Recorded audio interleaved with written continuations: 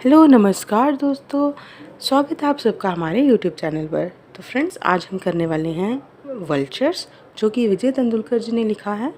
पहले हम विजय तेंदुलकर जी की लाइफ के बारे में जान लेंगे, उसके बाद हम आएंगे अपने प्ले वल्चर्स पे। तो जो विजय तेंदुलकर जी हैं, उनका जन्म हुआ था 6 जुलाई 1928 में मुंबई में, और उनकी मृत्यु हुई थी 19 मई 2008 में पुणे में। विजय तेंदुलकर जी जो हैं वो लीडिंग इंडियन प्लेराइट हैं, मूवी और टेलीविज़न राइटर भी रहे हैं, और इसके अलावा पॉलिटिकल एक्टिविटीज़ में ये एक्टिव रहे हैं, जर्नलिज्म में एक्टिव रहे हैं, जर्नलिस्ट रहे हैं, और इसके अलावा सोशल कमेंटेटर भी रहे हैं, primarily in Marathi. Best place की बात करें तो उनके बेस्ट प्लेस में आते हैं सखाराम बिंदर और घासीराम कोतवाल और शांताता कोट चलू आहे। बुक्स की बात करें तो फेमस इनकी जो बुक्स हैं वो हैं कन्यादान, द वल्चर्स, 5 प्लेज और कलेक्टेड प्लेज इन ट्रांसलेशन। और इनकी बहुत सारी मूवीज़ भी रही हैं, जिनमें शांताता कोट चलू आहे भी रही है, कमला भी रही है, आक्रोश रही है, घासीराम कोतवाल भी थी, अर्ध सत्य भी थी, और भी बहुत सारी थी। अवार्ड्स की बात कर लें तो इनको बहुत सारे अवार्ड्स भी मिले हैं। National film award for best screen play मिला है इनको, पद्म भूषण मिला है, फिल्म फेयर अवार्ड मिला है फॉर बेस्ट स्टोरी, और भी इसके अलावा बहुत सारे अवार्ड्स मिले हैं। तो चलिए अब हम आते हैं अपने प्ले पे, जो कि है द वल्चर्स। तो फ्रेंड्स, ये जो वल्चर्स हैं, वल्चर का आपको मतलब पता होगा। वल्चर का मतलब होता है गिद्ध। तो ये जो पूरी कहानी, ये जो पूरा प्ले की कहानी है, ये है इंसान रूपी गिद्धों की, जो कि मतलब लालच, पैसों को लेकर लालच है जिनका, जो अपने सब रिश्ते तक भूल जाते हैं पैसों के लिए, और इतनी ज़्यादा वायलेंस होती है। ये पूरे फैमिली की कहानी है, इतनी सारी वायलेंस वगैरह सब कुछ होती है इसमें। तो वो जानेंगे कि कैसे कैसे क्या हुआ। उम्मीद करती हूँ आपको अच्छे से समझ आ जाएगा। अगर समझ आ जाए तो कमेंट करके भी ज़रूर बताइएगा। तो ये जो फैमिली है ह्यूमन वल्चर्स की, इसमें है पापा वल्चर, जिसका नाम है पापा हरी पिताले, और इनका एक भाई है जिसका नाम है सखाराम। उसके अलावा इनके जो बेटे हैं, यानी कि पापा हरी के 2 बेटे हैं, जो जिनमें से बड़ा जो है उसका नाम है रमाकांत, और जो छोटा है उसका नाम है उमाकांत। एक बेटी है इनकी जिसका नाम है मानिक, और इसके अलावा इनका एक नाजायज़ बेटा भी है जिसका नाम है रजनी नाथ, और एक रमा भी है इनके परिवार में, जो कि इनके बड़े बेटे यानी कि रमाकांत की पत्नी हैं। तो अब डिटेल में पढ़ेंगे। तो बात कर ली जाए अगर ओवरऑल, तो ऑलमोस्ट जितने भी कैरेक्टर हैं इस प्ले के, वो सब करप्ट हैं और वायलेंट हैं, एक्सेप्ट रजनीनाथ और रामा को छोड़ के सब के सब करप्ट और वायलेंट हैं और लालची एक नंबर के हैं। और फिर इसके बाद क्या होता है कि ये हरी और सखाराम, ये दोनों भाई मिलकर एक बहुत बड़ा बिजनेस फिल्म खोलते हैं, जिसका नाम ये रखते हैं द हरी सखाराम कंपनी, जो कि एक कंस्ट्रक्शन फिल्म होती है। फिर क्या होता है, अपने ये जो कंपनी खड़ी करते हैं, बहुत कड़ी मेहनत करके ये खड़ी की होती है इन्होंने, और इस मुकाम तक पहुँचे होते हैं कि इतनी बड़ी कंस्ट्रक्शन कंपनी ये खोल पाएँ। फिर दिन बीतते जाते हैं, और जो कंपनी है वो, ये जो हरी हैं पापा, ये कंपनी अपने कब्ज़े में कर लेते हैं धोखाधड़ी और झूठे लॉ के कुछ कायदे कानून से। फिर क्या होता है, जो सखाराम है, जो छोटा भाई है उनका सखाराम, वो सड़क पे आने पे मजबूर हो जाता है, क्योंकि जो फैमिली वगैरह होती है वो अकेले पापा जो है वो हड़प लेता है। इसका रिज़ल्ट क्या होता है, जैसे ही वो सखाराम जो है सड़क पे आता है, और इसके अलावा ये नहीं है कि उसने उसका सब कुछ छीन लिया और वो सुखी से जीवन जिएगा, ऐसा भी नहीं है।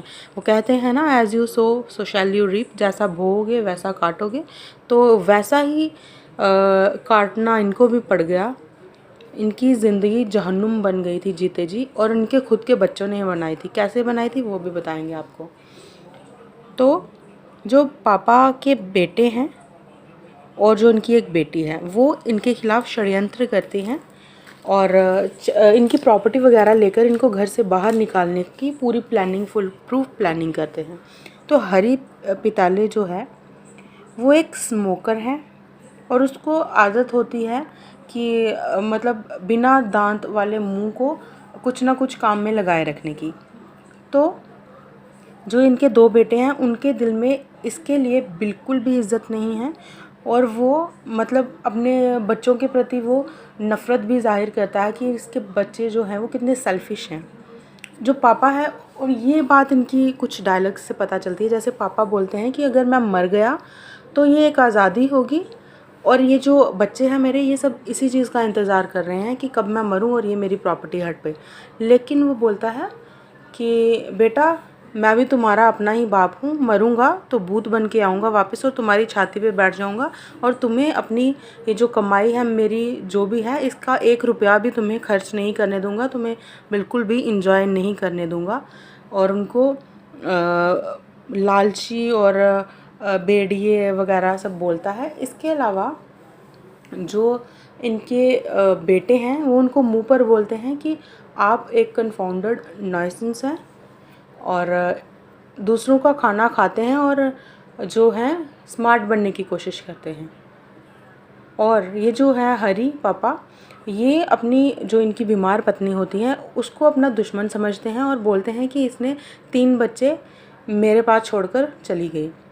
और जो पापा है वो खुद बच्चों पे बर्डन बन जाते हैं। पापा बोलते हैं कि ये मेरी ही बेवकूफ़ी है जो मैंने इस तरह की गंदी औलादें पैदा की, जो मुझे मेरे बुढ़ापे में अब जो टाइम है रेस्ट करने का है, ये मुझे आज ये दिन दिखा रहे हैं, मेरे खिलाफ़ षड्यंत्र वगैरह करते हैं।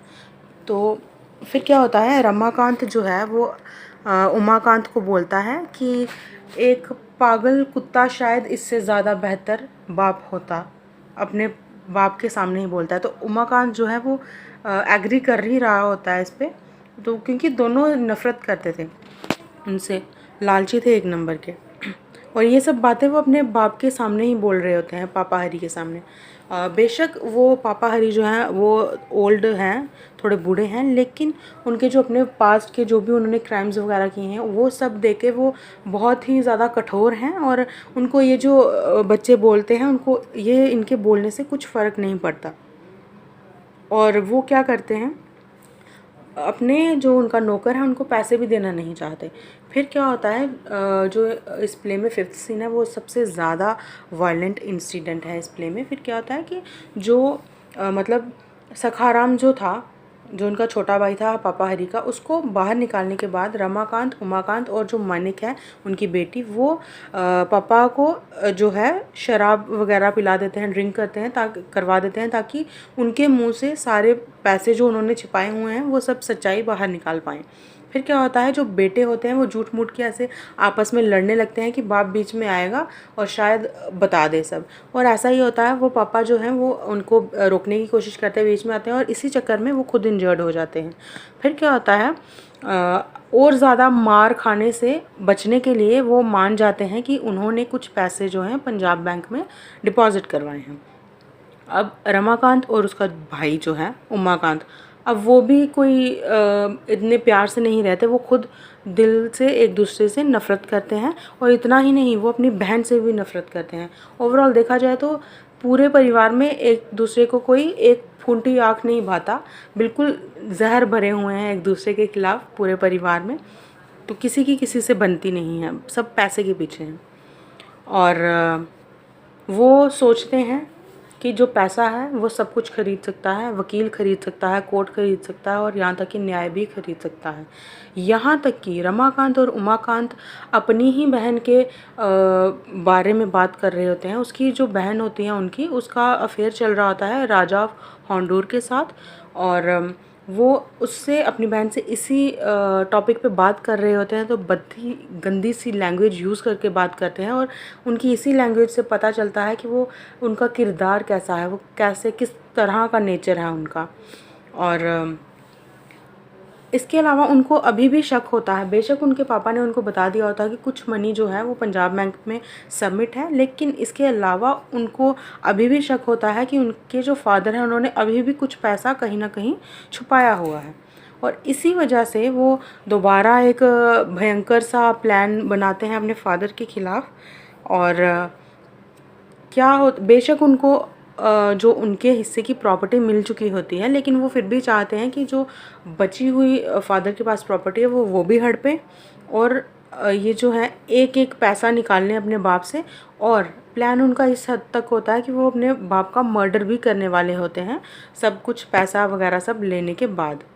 और ये एक बहुत ही रेयर इंसिडेंट है जो कि मुश्किल से ही कहीं होता होगा, देखने को मिलता होगा, क्योंकि ऐसा कहीं होता नहीं है इतनी वायलेंस।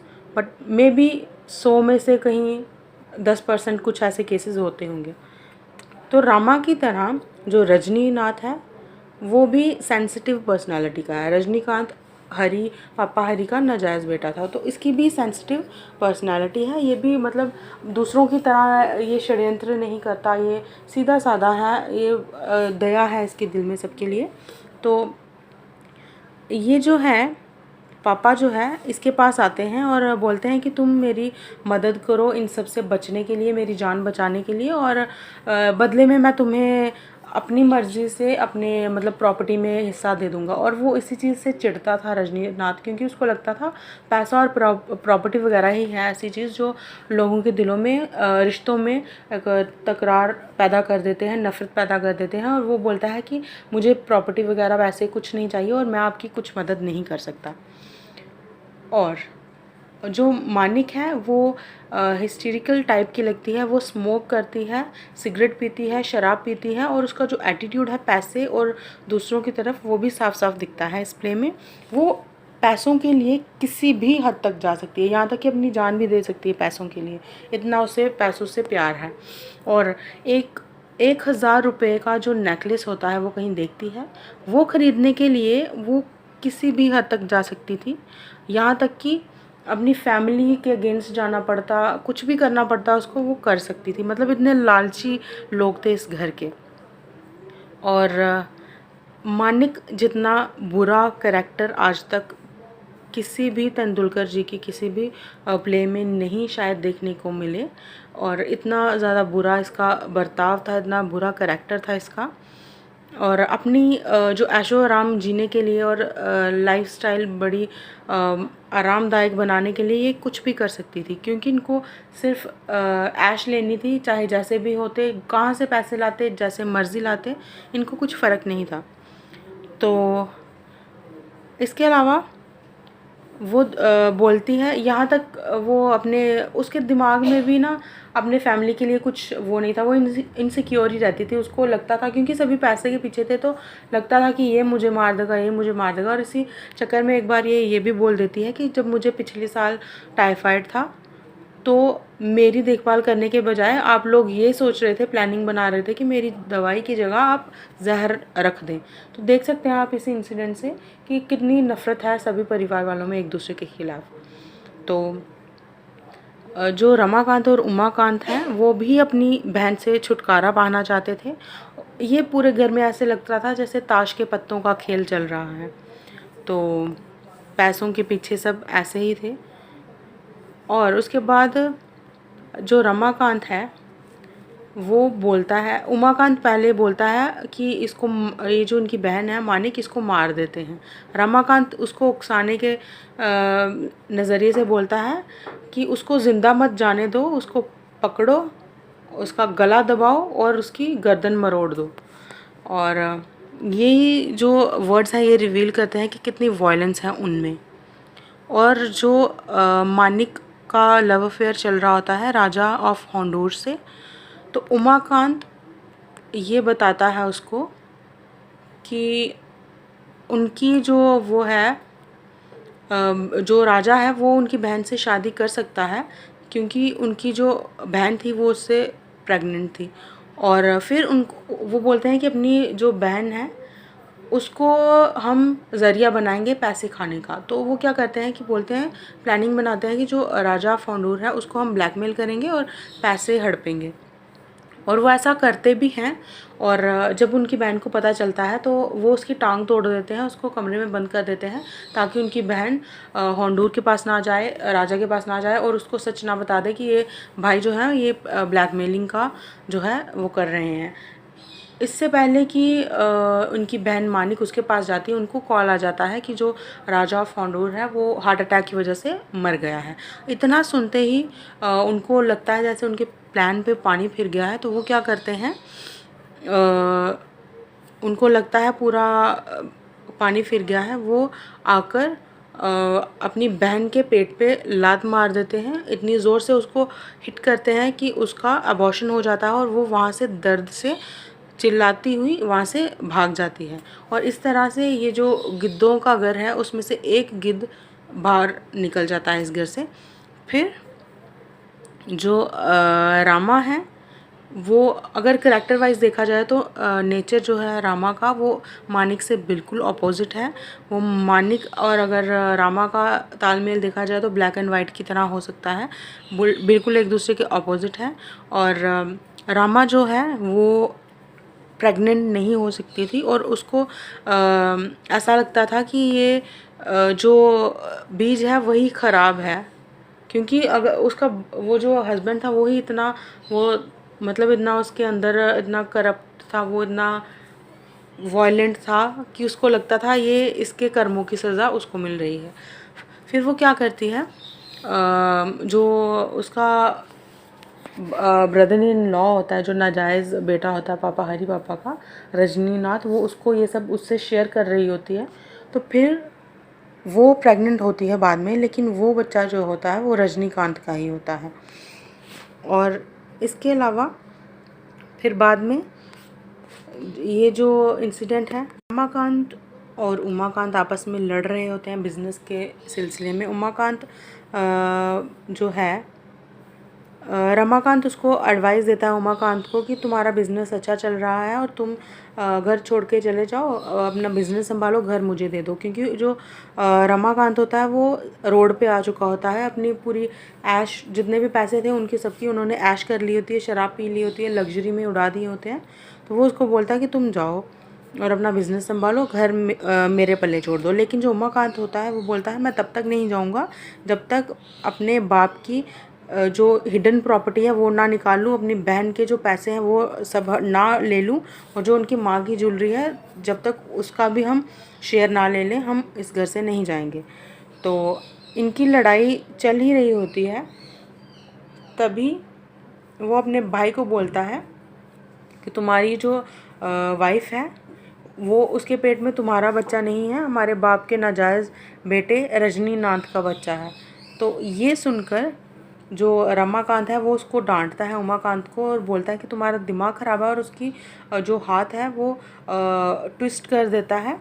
और जो उमाकांत है फिर वो वहाँ से चला जाता है। फिर रमाकांत अपनी वाइफ रमा को बुलाता है और उससे बहुत ही प्यार से बातें करता है ताकि उससे सच निकलवा सके और उसकी फीलिंग्स जानना चाहता है रजनीनाथ के ख़िलाफ़। फिर इसी दौरान जो हरी पिताले है वो पापा और जो ये जो मानिक है ये दोनों अपने मतलब घर से साइड पे होके अपने दिल में इनके भी जो आग लगी थी बदले की वो कैसे बुझाएं ये सोच रहे होते हैं। हरी पिताले को ये भी पता होता है कि उसके जो बच्चे हैं उसको प्रॉपर्टी के लिए मार देंगे, तो वो वही अपने बेटे रजनीनाथ से प्रोटेक्शन मांगने के लिए जाता है, बट वो उसको मना कर देता है। तो वो बोलता है कि मैं इसमें कुछ नहीं कर सकता, और वो सिंपली उनके लिए प्रे ही कर रहा होता है कि सब अच्छे से हो जाए। फिर जो पापा पिताले हैं वो क्या करते हैं, पापा पिताले जब रमाकांत से रजनीनाथ से बात कर रहे होते हैं तो ये जो रमाकांत है ये उनकी बातें छुपकर सुन रहा होता है, और पापा हैं जो वो उससे उसको डांटते हैं, उससे झगड़ते हैं कि वो बातें सुन रहा है, हमारी जासूसी कर रहा है, तो वो वहाँ से भाग जाता है। फिर रमाकांत और उमाकांत जो हैं उन्होंने अपने शेयर से सारे पैसे ख़त्म कर दिए होते हैं और उनको और पैसे चाहिए होते हैं। उसके बाद वो क्या करते हैं, अपने वही सब लालच के ज़रिए ढूंढते हैं कि अब पैसे कहाँ से लें ये वो। तो ये जो है ना, इसमें जो भी वल्चर्स जो है, इसको डचेस ऑफ माल्फी से कंपेयर किया जा सकता है, क्योंकि इसमें भी वही चीज़ें हैं जो कि उसमें हुई थी। एनिमल्स डिजीज़ इमेजेस जो कि स्ट्रेस करते हैं डिसजंक्शन को अपीयरेंस और रियलिटी में। तो इसके बाद जो वल्चर्स है वो डिपिक्ट करता है सेवरल इविल ट्रेड्स को ह्यूमन नेचर में। और ये जो मानिक होती है, ये बदला लेने के लिए ये क्या करती है, कोई ऐसा प्लान बनाती है जिसकी वजह से जो रमा है उसका भी अबॉर्शन हो जाता है। तो ये पूरा देखा जाए तो कुल मिलाकर पूरा परिवार ही ख़त्म हो जाता है। एक दूसरे के पैसों के लिए इतना इनके दिलों में एक दूसरे के लिए जहर होता है कि सभी एक दूसरे से नफ़रत करते हैं। और फिर ये जो लास्ट में यही जो सारी कहानी बता रहा होता है, ये रजनीनाथ ही होता है। और ये सबके लिए कुछ, ये सब जानते हुए कुछ कर नहीं पाता है, हेल्पलेस होता है, लेकिन ये जस्ट प्रे करता है कि सब ठीक हो जाए। बस ये स्टोरी यहीं तक ही थी, प्ले यहीं तक ही था। उम्मीद करती हूँ आपको अच्छे से समझ आ गया होगा। तो थैंक्स फॉर वॉचिंग।